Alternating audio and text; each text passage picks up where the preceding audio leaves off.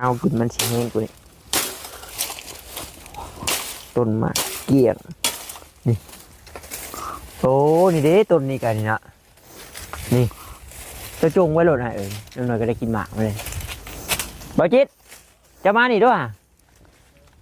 อันนี้ด้วยคอยมีแนวที่ทางถามเจ้านี่ทางพ่อทางแม่เจ้านั่นเพิ่นเสียเบิดแล้วบ่เอาให้เราเนาะเล่าบ่ดูให้เพราะว่าฮะ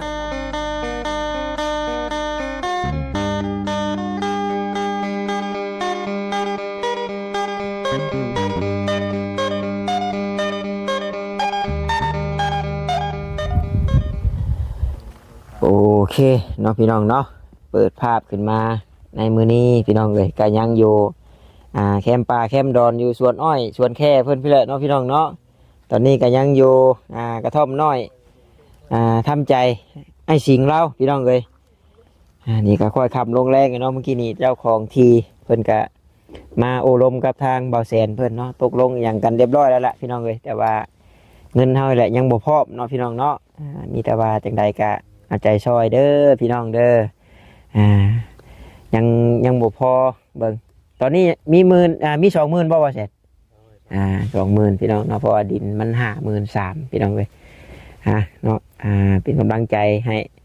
ได้ไว้พี่น้องจังใดทางบอต้าเองก็ขอกราบทักทายสบายดีกับพ่อแม่พี่น้อง FC กันเบิดสุคนพี่น้องเลยว่าอยู่ทางฝั่งลาวฝั่งไทยหรือว่าทางต่างประเทศนํเด้อพี่น้องเด้อก็ยินดีต้อนรับเข้าสู่ช่องของบอต้าบ้านเฮาคือเก่าเนาะพี่น้องเนาะทางบอต้าเองก็สิได้กลับออกเมื่อก่อนแหละพี่น้องเลยเนาะเพราะว่ามื้อนี้สิพาสาวเมย์เพิ่นเข้าไปบุญแน่พี่น้องเนาะเข้าไปมู่บุญแล้วก็กลับออกมาก็สิเอามุ่งเข้าไปส่งตะนุ่มเราเนาะเพราะว่าเราบ่ได้เตรียมมุ่งมาพี่น้องเลยหมอนกับผ้าห่มอย่างนะน้ำเพิ่นมีให้โยเนาะที่อยู่ที่นอนนี่ก็น้ำเพิ่นมีบ่รู้ว่าจังใดบ่ต้าก็ลืมถามเพราะว่าเพิ่นก็มีแต่ห้องและเนาะแล้วก็กับเลี้ยงข้าวเลี้ยงน้ำเฮาสินะเครื่องใช้ของซอยเฮาเลยแม่นเฮาได้จัดแจงหาเองพี่น้องเนาะจัดแจงหาเองเฮาอยากปูสาดปูแพร่ลายพื้นเฮาก็เอามาเพิ่มสินะแต่ว่าสาดน้ำเพิ่นมีอยู่เนาะเพิ่นก็ให้อยู่พื้นนึงสินะแต่ว่าเฮาอยากนอนที่อยู่ที่นอนนุ่มๆเฮาก็หามาสินะเนาะแต่ว่าทางเพิ่นก็มีเท่าสาดทอผ่าทอมอนและให้เนาะแต่ว่ามุ่งเฮาอยากกลางเฮาก็เอามาสินะก็เลยว่าเอาฉันเลยหาซอกเบิ่งเพื่อนแหละลงไปให้เพิ่นก่อนเนาะยุงหามในช่วงนี้ทั้งหลายอยู่พี่น้องหน้าฝนด่ะเพื่อนในสิงเรากับผู้ใดผู้ท่านมานี่ก็มาฮอดสวนอ้อยนี่ก็แม่นแล้วแหละพี่น้องเนาะทางอันนี้น่ะมันขึ้นอยู่กับบ้านนั่นกว่าบ่แซน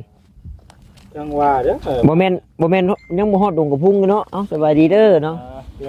เด้อสบายดีชื่อบ่ได้เลยเพราะว่าเด้อว่าบ้านหนองกระพุ่งนี่มันไปพูด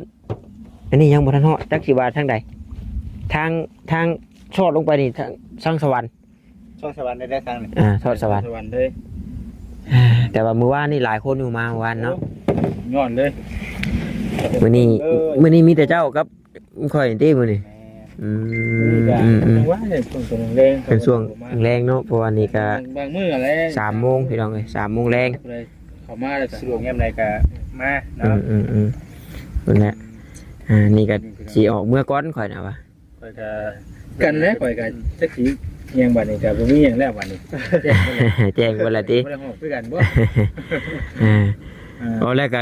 เจ้าอันจงฮอด2 ปีแล้วบ่ผมเจ้าน่ะเราจงปีเดียวนึงว้าวจัง2 ปีตั้งแต่ข้าวข่อยท่วงตัดตะกี้ว่าติโดนได้โอ้ยข่อยก็โดนตั้งแต่เป็นปี2 ปีแล้วพุ่นจัก2เพราะว่าตะกี้ว่าตัดน้ำเนื้ออยู่ตะกี้ข่อยก็ตัดแต่ว่าผมอ้ายแล้วว่าจงปีนึงเนาะตะกี้ข่อยก็ตัดน้ำเด้ตัดส่วนมันนี่ทีนี้ว่ามีแต่วันนี้ข่อยปล่อยได้เดี๋ยวนี้ตัดไปน่ะแดงข้างอ่อนนี่ก็ยาวเลยเด้น่ะสิไปตัดอยู่นี่แดงๆเขาเลยนี่ปงยาวหลายบ่ผมอ้ายแล้วก้อนเข้ากันนะต่อว่าบุกก้อนมันกลายเป็นน้ำปลาข้นเนาะตามมันได้บอต้าท่วงแล้วจักว่าแบบเฮาอันใส่หมวกจักว่าตุปูดแม่ว่าจิกะใส่หมวกหรือยันบ่มีบอลย่อยเลยนั่นแรกคอยกับอ่านมึงอยู่มินเพราะว่าผมผีช่อผมผีช่อ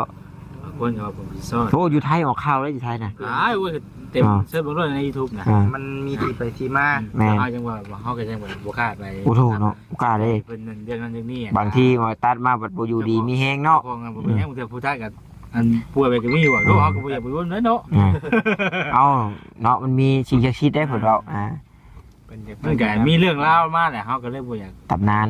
ก็ขออนุญาตนํคือบ่ต้าเว้าและบ่ต้าเข้าไปเสิร์ชเบิ่งนั่นมันคล้ายๆคือช่องหมูป่าที่นะเจ้าเคยเห็นบ่ตำนานช่องหมูป่าแต่ว่ายิงบ่แตกนะ เห็น เอ้าคล้ายๆคือผมไม้แล้วเนี่ย เนาะตามหน้าอีกโอ้ย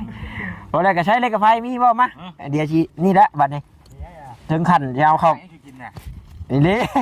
มันยากอยู่แล้วบัดนี้สิไปเข้าหาอ้ายแล้วแล้วมันเฮ็ดอันนี้บ่ได้ มันจูดแล้วมื้อบ่ายพวกนี้ หมดเลย หมดได้บ่ หมด ยุ่งได้แน่ข่อยกัน เอ้า บ่ได้เนาะนี่ นี่นะ ถ้าผักโกูเลย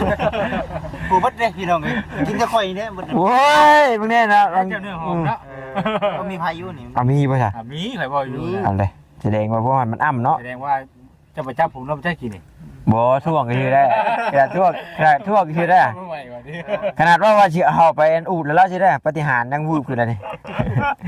เอาว่าหลาย FC เพิ่นสิว่าเวอร์วังอลังการไปได้ค่อยเข้าไปหาแล้วก่อนเอาสิคำก่อนโดย โดย นอนหน่อยเชียวโอ้ยเว้าเลยเวอร์ไปบ่ตาว่าซั่นโอ้ยหยอกกันซื่อดอกพี่น้องเอ้ยเนาะแต่ว่าเหมาะอยู่กกไม้เรานี่ก็ได้นี่มีห่มมีเงาหน่อยก็ซื้อเตียงมาให้อ้ายเรานี่เด้อว่าซั่นโอ้ยนั่งกันแช่ซะอยู่นี่แต่ว่าถามแปลกแต่ทุ่งนี่แหละเราว่าเราบ่ได้เป็นคนออกมาได้พี่น้องหรือว่าเราเว้าตัวบ่ตาสิบ่เราว่ามันอยู่นี่เราได้เราว่าเนาะซำอยู่นี่รีไผมาเอาใส่อยู่นี่น้ำเจ้าก็ไปตักน้ำหนองบ่อ้ายนี่มาเฮ็ดน้ำใช้เนาะบัดน้ำกินเด้แต่บัดแต่ก่อนเด้เจาะน้ำบาดาลพุ่น เจ้าน้ำบาดาลอันนี้มันเป็นต้นมันมาเกี้ยงบ่อ้ายฮะบ่แม่นบ่ล่ะฮะน้เอ้าเนาะสร้างว่าแท้ ำแม่นคุกน้ เจ้าดึงไม่ใช่เนี่ย ำอยู่นี่เลยนี่ เอาเลยจักว่าอันต้นน่ะอันมาเกี้ยงเขานี่จักยันว่าเขาเจ้าถิ่มในถิ่มหยังมันพันท่อนเขาไว้เลยไว้จูดเนาะ แม่น เอาเบิ่งอันกินมันกระจักดอกแม่นอะไรสิเนาะต้นมันเกี้ยงแต่ว่าต้นมะนาวกินมันสิแห้งกว่านี้ต้นมะเกี้ยงนี่โอ้นี่เด้ต้นนี้กันนี่นะนี่จะจงไว้โหลดให้น้อยก็ได้กินหมากมาเลยบอจิตจะมานี่ด้วยอันนี้ด้วยคอยมีแนวที่ถามเจ้านี่ผ้าก็มีดวงเดียวบ่อย แม่น มีดวงเดียวเบิ่งได้น้ำครับต้นหมกเป็นเป็นหมากนี่อีน้ามาเบิ่งนี่นะชอยคอย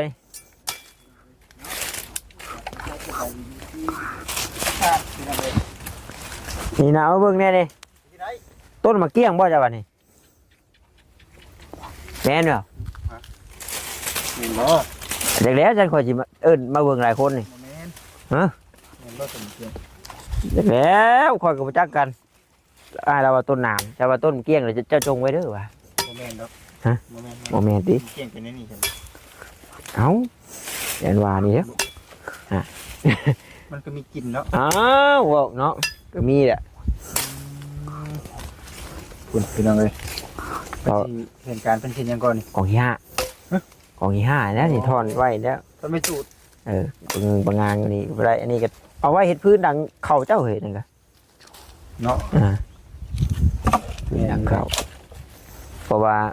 น้ำเราก็หากลังอันนี้แต่ตะกี้เจ้ากินใช่ก็ไอ้ กินน้ำยุกเลย ฮะ น้ำบาดาลน้ำเจาะทั้งพวก โอ้ แม่น้ำ น้ำกระเจ้าเจาะน้ำสากน้ำบาดาลเท่านี้ น้ำสังกินน้ำบาดาลเนาะโอ้ยัน เดี๋ยวไปที่ เนาะ ฝ่ายตู้ครับ โอ้มาพี่เนาะ เราบ่เป็นร้องเฮาอีกแล้วไอ้สิงแล้วไอ้สิงนั่นยุงบ่ครบเลยเหรอ บ่กินดิ เว้าหยอกเราว่าจะไปเลี้ยงแล้วบ่เราอ่ะ เว้าหยอกเราพี่น้องเพิ่นสิไปเลี้ยงยุงเนาะ เอาออกแล้วบ่ป้ายส่งนะ ออก โอ้ได้ส่งไม้ว่ะ ไปส่งไม้ ชิ ชิวว่าเอาออกเด้อบ่จิตเด้อเห็นไปบอกเราแน่ว่านี่เราบ่ได้ออกเด้อว่าลงเลยใส่เลย บ่ตาคือกันได้แต่น้อยนี่ได้เกิบใหม่ได้ชงใหม่บ่อยากเอาออกเด้ ออกดิ มันคักเนาะ โอ้นี่เด้พี่น้องเนาะคล่องแคล่วอยู่ได้ค่ะอันเวลาเพิ่นอันน่ะ ผ่านพื้นบ่ เฮ็ดเวียกอะไรเนาะ ห่วย คล่องแคล่วอยู่นำให้นำหน้าได้ใช่ ป้ายเหลืองๆนี่เพิ่นเฮ็ดจังเนาะพี่น้อง บ่ได้ค่อยดำเลย นำหน้าบ่ ไป โอ้ ไอ้ชิงไถนาเป็นบ่ไอ้ชิงไถนาได้อยู่บ่ไถนาเป็นบ่ ให้หน้าก็บ่ได้ค่อยเป็นได้ บ่เนาะ แต่ว่าเสียงปากแล้วนี่จะคือแบบคล้ายๆคนปักเทปางอย่างครับแต่ว่าคำลงท้ายอันนั้นนะหรือคล้ายๆคือกันกับคนบ้านเขาเองจริงๆนะอันนี้มันขึ้นกับบ้านได้ก็ไอ้บ้านเจ้าอยู่นี่ ปั่นพักขยา โอ้บ้านพักกะยา แม่น โอ้ โอ้เมนยู เนาะ ข้างไหน เนี่ยมันเลยลงไปทางเฮือนนั่นน้องอึ่งเนาะ เอิง แต่ว่าน้องอึ่งเดี๋ยวนี้เป็นยังไงเลย จังหวะเงียบ ช่วงนั้นเห็นไอ้บุญเข้าไปอยู่เลยเนาะ นี่บ่ เอาช่วงรถไอ้บุญพาเด็ ข้าน่ะเนาะ อ่า มันจะเข้าไปอยู่มาฉันนะ น้องอึ่ง คือว่าจุดกองอะไรมันหกเนาะ พาก็มีดวงเดียวหรอจำเลยช่วยละพันเลย ให้เจ้าของที่มันจะมาโดดมาอยู่โดดขอเพียงแต่ว่ามาหาเอาให้มันจบมันงาม เนี่ย ในใดที่ว่ามาเดี๋ยวมันสะอาด มันบ่เอาไปทางมาถิ่มใส่ชะชายบ่เป็นไว้เป็นนี่เพิ่นก็ว่าอยู่เนาะเดี๋ยวของทีกันเนาะแต่ว่าอันนี้นั่นมันบ่ได้แม่นอันที่อันว่าของเจ้าของอ้อยเพิ่นบ่ซะตัวเจ้าอยู่นี่ยันว่าจะมาเผาสวนอ้อยแล้วมันเป็นที่ของที่สวนอ้อยเพิ่นแม่น นะอันนี้นั่นเป็นที่ของเจ้าของสวน ฮะ เจ้าของอันนี้แล้วนี่ เจ้าของกันเจ้าของ ที่ว่าเพิ่นขายให้อันนาทีนี่ได้ว่าอันนี้ทีนี่แต่เจ้าของสวนน้อยนี่ก็แม่นน้าแม่นบ่ แม่น แม่นน้าพร้อมได้ ปลาบจิตนี่นะหัวโคกงามครับนี่ตายนะหัวอ่อนครับนี่นะ เสียมบ่ไอ้สิจะมีเสียมบ่ เจ้ามีเสียมอยู่บ่ป่ะบจิตเป็นเหตุของดีล่ะ เป็นของดีดิ เห็นของดีเนาะนั่งอยู่แจ้งนี่เป็นไรอ่ะหรือว่าอยู่นี่บ่ ของนอกคนว่าไป เนาะมันเป็นเนาะมันเป็นนี่นะนี่อันนี้ก็เอาบไว้แล้วก็ ถือม้วนดูดิ พื้นจูไฟแถวนี้แหละ นี่ได้เสียมบจิตเสียมแล้วก็มีบ่ได้เสียมอยู่ดอก อยู่นี่แล้วมันจะหมูมียุงนี่รถหุบพึกอยู่นี่เอา ได้บนนี่เนาะ แสดงว่ามืออื่นนี่ก็มีแล้วผู้แก่เตียงมานี่บ่ว่าจิตกับบ่แชนบ่ว่าตาก็มีแล้วนี่ แม่น อยากได้อยู่บ่ได้อยากได้บ่ อยากให้อยู่ อยากได้อยู่ ผมมานั่งอยู่นี่เนาะ ทักอยู่ได้เด้อพี่น้องเอ้ย นั่งกันเนาะนั่งกันเนาะ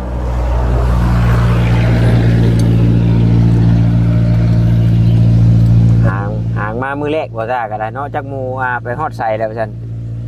ได้ถามบ่แชนเพิ่นก็พอฮู้คร่าวๆแต่เรื่องที่เรื่องทางแหละเพราะว่าเรื่องอื่นก็บ่ทันฮู้กันได้เรื่องอื่นไปพ่อกับบ่แชนเพิ่นอยู่ไสซั่น อยู่นี่แหละ อยู่นี่เลย แม่น เพิ่นมาหาเลย บ่เสนมาหาเนาะ Ờ. ต้นก็เห็นอยู่ในคลิปของทางทีมงานนั่นแหละพี่น้องเอ้ยวันนี้ก็เลยมาได้ก็เห็นทางประมุขใหญ่เพิ่น แวบแรก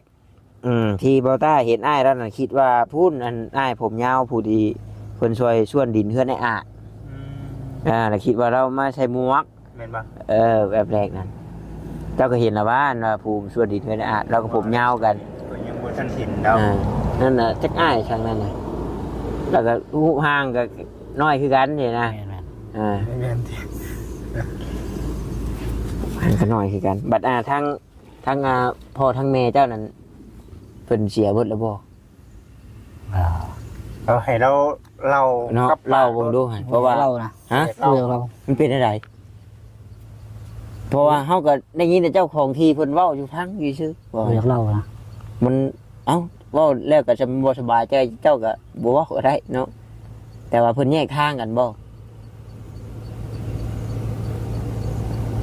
บ่อยากว่าวันไหนนะ เออเอา เรื่องอดีตนะ เออ กับของเข้าใจนะ ของคัดใจ มีแต่ว่าตัวใดที่ว่ามันเว้าออกมาบ่ได้แล้วก็เฮาก็บ่บังคับเจ้าเนาะเฮ็ดจังได๋จัดเพราะว่าห้วยหลายคนก็สงสัยแล้วก็จะคู่เด้แม่นบ่มันโอ้ทีไปทีมาแบบใดซั่นแสดงว่าในคลิปไผก็ยังบ่ได้เคยเล่าบ่นี่ ส่วนทาง กับปากไอ้เราเองนะเราไม่ได้เว้าเลย แต่คืออยู่ในส่วนที่ว่าทางเจ้าของที่แน่ ข้อยก็ได้ยินแต่เจ้าของที่ เราคือทั้งในเรื่องครอบครัวนี่ก็มันก็ฮู้เป็นบางอย่างเนาะว่าที่แรกก็อาจจะเป็นในเรื่องครอบครัวแตกแยกเนาะครอบครัวแตกแยกแม่ก็ไปอยู่ไทยแม่นบ่ไปอยู่ไทยจักปีก่อน โอ้ตั้งแต่ดูดนุ่ม รถนม ดูดนุ่มแม่ ยังกินนมมายังกินนม ตั้งแต่ดูนมแม่ แม่น บัดนี้อยู่ไทยมาหลายเติบเนาะถือว่าหลายเติบแล้ว เติบ ใหญ่อยู่ไทย โอ้ทั้งอ้ายแล้วจ้ะ แม่ ทั้งเจ้าใหญ่อยู่ไทยพูด คือใหญ่อยู่ไทย แม่น คือไปอยู่พุ่นน่ะคือมีแต่เจ้ากับแม่ แม่น เพราะว่าทางครอบครัวนี่คือพ่ออยู่บ้านเนาะ แม่น เลิกลากันไปแบบนี้พ่ออยู่บ้านและพ่อน่ะแม่เพิ่นไปไทยแหละบัดนี้ปัจจุบันนี่เพิ่นมีครอบครัวอยู่พุ่นบัดนี้ แม่น มีครอบครัวอยู่พุ่นนี่มีเพิ่นเอาผัวใหม่นี่เพิ่นมีน้องมีลูกจักคน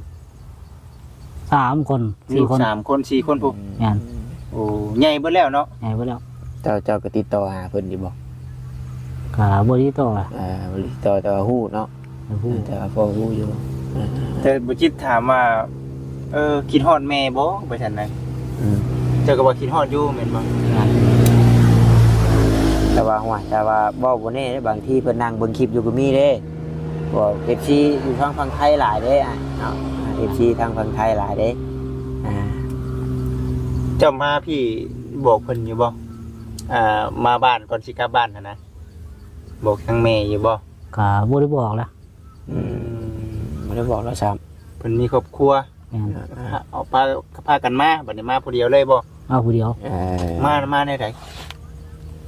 ตอนมาแต่ไทยน่ะ ก็จำบ่ได้ละ จำบ่ได้ มันโดนเนาะคือบ่ได้ก่อนเพิ่นสิ อันน่ะเป็นอย่างนี้ก็ถือว่าโอ้ยเนาะถือว่าอย่างมาหลายจังเลย ว้าวแหละมันเราก็จำบ่ได้นำแล้วมันโดนแล้วเพราะว่าก็ได้ยินอยู่ทางพ่อเราพูนเจ้าของดินแล้วก็ว่าเราก็เล่าให้ฟังคร่าวๆเนาะแต่อ้ายสิงเพิ่นน้อยคุณพี่น้องนี่แหละบ่ตาก็เห็น FC เพิ่นถามมาบัดนี้นะว่าจังได๋เนาะแบบว่าส่วนหลายคือเห็นแต่ทางคนอื่นเว้าสินะ คือบ่เห็นเราเว้าแน่ติ แม่นๆจะเอามีแต่ว่าตัวใดที่ว่าเจ้ามันบ่สบายใจเจ้าแล้วก็เจ้าก็ยาสินะแต่ว่าเนาะถ้าว่าถามว่ายังคิดฮอดแม่บ่ก็คิดฮอดถ้าว่าคือเพิ่นนั่งเบิ่งอีหลีนี่เจ้าจักเว้าหยังอยู่บ่ แต่แม่เพิ่นนั่งพัง เพราะว่า FC ทางฝั่งไทยหลายเด้ ก็บอกยังบ่ได้ ว่าหยังบ่ได้ แม่น แค้นเนาะ แม่น ใจเยอะพี่น้อง หักคำว่าขี้ฮอดขี้ฮอดอยู่ แม่น ขี้ฮอดอยู่อยากให้เพิ่นมาอยู่บ่อยากให้เพิ่นมาเยี่ยมอยู่บ่ อันนี้ก็บอกบ่ได้เลย บอกบ่ได้อีก แม่น อยู่เนาะอยู่อยากให้มาอยู่ก็มาเนาะ แต่ว่าชื่อทาเมแล้วเจ้าฮู้อยู่บ่เจ้าชื่อเจ้าบอกได้บ่ชื่อทาเมแล้ว ชื่อนะ โดย ชื่อน้อยแหละ อ๋อชื่อไม่น้อย แม่น บางทีคือว่าตาเว้าและ FC ทางฝั่งไทยหลายเนาะยันว่าเพิ่นเบิ่งอยู่โน่นนี่นั่นสินะมีแต่ว่าตอนนี้เนาะทางอ้ายสิงก็มีคู่คนฮู้จักแล้วก็ สิได้รับการช่วยเหลือเรื่องที่เรื่องทางไว้แหละพี่น้องเอ้ยเนาะเพราะว่าตอนนี้ก็เฮาก็มีงบอยู่ 20,000 บาทพี่น้องเนาะมีงบอยู่ 20,000 บาทมีแต่ว่า แม่น สมทบกันไปต่อพี่น้องเนาะ คือในเรื่องราวของทางไอ้สิ่งเพิ่นนี่เด้อพี่น้องเด้อเนาะหนึ่งคือเพิ่นอยู่คนเดียวมาหลายบ่ได้อยู่บ่ได้เข้าในสังคมแต่เฮิงแล้วบางสิ่งบางอย่างคำบอกคำจานะบางอย่างก็บ่กล้าเอาออกมาญาติเนาะ แม่นเว้าออกมาญาติมันผิด ผิด บ่จักว่าสิเว้าในใด บ่เว้ารถแนวใดมันแนวใดแบบอันนี้จุมเฮาฮู้อีดอกเจ้าบ่ญาติก็อย่าเนาะมาฮู้อยู่นะมีแต่ว่าแต่ก็บ่ต้าก็ได้เบิ่งนำคลิปบ่แซนอีกเนาะคือว่าขออนุญาตบัตรคำนำคือว่าจนขั้นว่าเคยได้ไปกินข้าวอยู่ในพิพิธภัณฑ์แม่นบ่ เคยบ่ โดนที่ โดนเทื่อ แม่น อยู่ชาติทางไหน จำไว้ จำบ่ได้แต่ว่าเคยเนาะโอ้คุณบ่ เอาคือนี่น่ะตามที่เบิ่งในคลิปเนาะเราก็แบบว่าเฮาคนแบบบ่จักขี้เพิ่งใช่แล้วน้อยเนาะ แม่น ปัญญามเพิ่นก็ขออนุญาตนะเพิ่นเอาชบเอาหยังไปปรุงไปหยังที่เฮาต้องแต่งผ้าคลุมผ้าขาวไว้ได้มานะเราก็เคย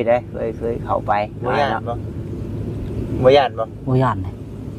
ถามว่าย่านบ่มันก็จนว่าเบิดคำว่าย่านเลยเนาะ แม่น จักสิไปนั่นหยังเนาะ แม่น จักสิไปกินอยู่ไสจักสิไปอาศัยไปเพิ่งอยู่ไส เคยถือพี่ออกอยู่บ่ บ่เคยเลย บ่เคยโอ้ แล้วก็เอาเนาะบัดได้เงินค้ำกับแก้วมากับเจ้าเฮ็ดได้ในเงินที่เจ้าได้เงินดำเงินเดือนมาชื่อเขาหลักๆแม่นบ่เขาเจ้าชื่อบ่หรือว่าอะไร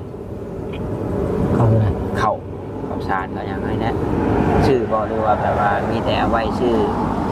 ยาสูบกับคุมกาแฟไปนั่นนี่เด้อตัวเรื่องเขานี่บ่ได้คอยชื่อเนาะ แม่น มีแต่ว่ากินยังก็กินไป แม่น โอ้ยสำคัญได้หมอเขาเนาะและพี่น้องเอ้ยเนาะ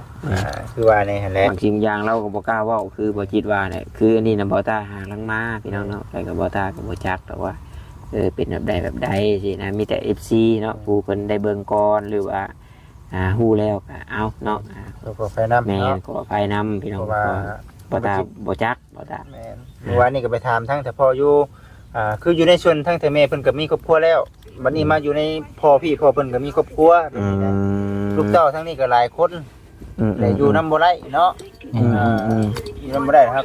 ก็เลย ตัดสินใจ แยกอยู่เดียวบัดนี้ แยกอยู่คนเดียว ดี ดีกว่าเนาะ สู้เอานี่แหละเฮ็ดได้ซั่น เพราะว่าคือเฮาเว้าแน่แหละทั้งนี้ก็เป็นแม่เลี้ยงเนาะ แม่น แม่เลี้ยงทั้งนี้เพิ่นก็บ่ลงรอยกันแน่บ่ลงรอยกันแน่พี่น้องเอ้ยก็เลยพาตัดสินใจออกมาแบบนี้นะพี่น้องเอ้ยอันนี้ FC เพิ่นก็คือสิฮู้จักหลายอยู่พี่น้องเนาะฮู้จักหลายอยู่เรื่องราวน่ะก็สิอยู่ในประมาณนี้แหละแต่ว่าคืออันน่ะทาง FC เพิ่นไปพังเบิ่งเกิดความได้พังแล้วก็โอ้ยสงสารเนาะบ่จิตเนาะว่าซั่น เนาะอยู่ผู้เดียวตั้งเลยปีนะก็ยังอายุก็ยังรุ่นราวเข้าเดียวกันนี่ได้นี่เนาะอ้ายปีเดียวนึงนี่แต่ว่าเบิ่งลายหมอกลายมือก็อ้ายแล้วเอาหยอกไปชื่อดอกพี่น้องแล้วเบิ่งเห็นใช่ว่าเบิ่งเห็นแล้วก็ง่อยสิเบิ่งเป็นรีอยู่กับจักว่าเมื่อคืนนี่ฟันดีจังเด้เมื่อคืนนี่เนาะ โอ้เมื่อคืนนี่บ่ได้พันยังเลย ว้ายนอนเจ็บโพด แม่น ลืมฟัน ในเรื่องหนังสือได้ครับเป็นอยู่บ่ บ่ได้ค่อยเป็นบ่ได้เลย เลขเด้ บ่ได้เป็น เลขก็บ่ได้เป็นบ่ แม่น บ่สิถามเอาเลขนำเราไหม บอกอยู่ว่าแหละ บอกอยู่บ่เนาะกล้าว่าเลขยังสิออกบ่นี่ ครับมองบ่ถึงนะ บอกมาเลยสิไปชื่อนี่ เอาแล้วบอกบ่ถือไงบอกไว้เด้ บอกมาชื่อกันกล้าในใจนี่เอา ทั้งเรียกยังแล้วบอกว่าอะไร เป็นว่าบอกเลขตัวบ่ได้เนาะ เอาคันถึกเลขนี่สิคันมาถึกลายก็สิชื่อมาให้หลายคันถึกน้อยก็สิชื่อมาให้ชมน้อย พักว่าแล้วบ่ขับบ่เลขไว้ มัวมาเลย โอ้ ฮู้แล้ว ไอ้สิบ่กล้าว่าเลยเนาะ บ่กล้าว่าแล้วพี่น้องเอ้ยเนาะ เอาเนาะว่าหยอกว่าหัวกันดอกพี่น้องเฮ็ดจังได๋ซั่นอยู่ผู้เดียวเงาๆมานี่ก็หลายปีแล้วเนาะ แม่น แต่ก่อนก็บ่ค่อยมีผู้ใดเข้ามาหาเนาะอยู่ผู้เดียวงดงิดๆไปตัวยอมตัวเข้าแหละเฮาไปหากินแบบเร่ร่อนไปมื้อๆตะกี้เนาะอุ้ยพี่น้องเอ้ย มื้อละเทื่อบางมื้อก็บ่ได้กิน หลักๆเจ้ากินอยู่ใช้เอาหลัก แต่ข่าวทีมงานบ่ได้มา ๆแต่เจ้าอยู่ผู้เดียวเจ้าหลีหลักๆเจ้ากินอยู่ใช้ บอกไว้เลย เอ้าเย็นว่าแบบว่ามีบ่อนหัวเนาะหัวหน้าเพิ่นให้กินบ่อนเผาอ้อยเผาหยังเฮนะ เฮาก็อยู่เฮาแบบนี้นะบ่ได้ก็ได้บ่สมสู่กับไผ เนาะ อยู่ไปแนวนี้ว่าซั่นนะพี่น้อง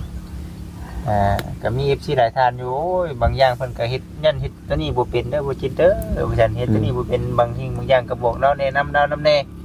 เฮาก็นี่แหละเฮาก็คอยบอกเรานำสินะเพราะว่าเฮาเคยอยู่ผู้เดียวแล้วจักเฮาสิตอบไม่ได้จักเว้าได้ใดเด้เว้าหยังก็ยันคิดไปเบิดคือเราคิดนั่นแหละแต่บ่ย้านก็ย้ายเนาะเอาใช่มีแต่สิได้กลับป้าแล้วเฉพาะมันค่ำแล้วสินะมื้อหน้าแล้วสิแวะเวียนเข้ามาหาใหม่เนาะมื้อนี้ก็ทางบ่จิตสิได้กลับกันบ่ คือกันแหละก็สิไปเอาสิ้นหมู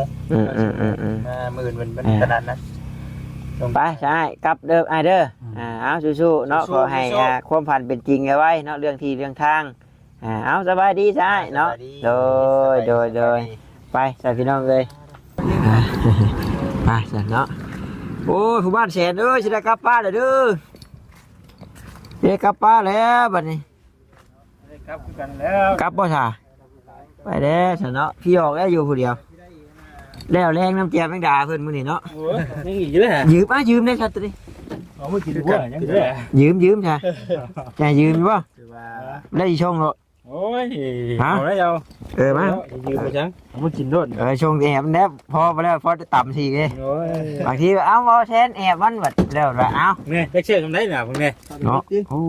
เข่าเบิด จังพ่อบอต้าจังว่า ยังได้แช่คนกัน จังพ่อบอต้าจังว่ากินแล้วคือบ่ค่อยแซ่บมาได้ว่า มัน เขา แช่เข่าเปลือง เขาบ่ติดเลย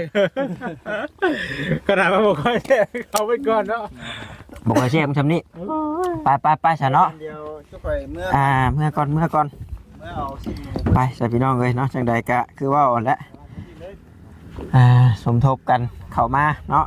พอให้อ้ายเราได้ทีได้ทางได้ไว้พี่จันไปก็เป็นกำลังแห่งใจอ้ายเราเด้อพี่น้องเด้อขอบมุกขอบใจละลายที่เข้ามาเบิ่งมาชมแล้วก็บ่กดข้ามโฆษณาพี่น้องเอ้ยท้ายคลิปนี้ขอกล่าวคำว่าสบายดีพี่น้องบ๊ายบาย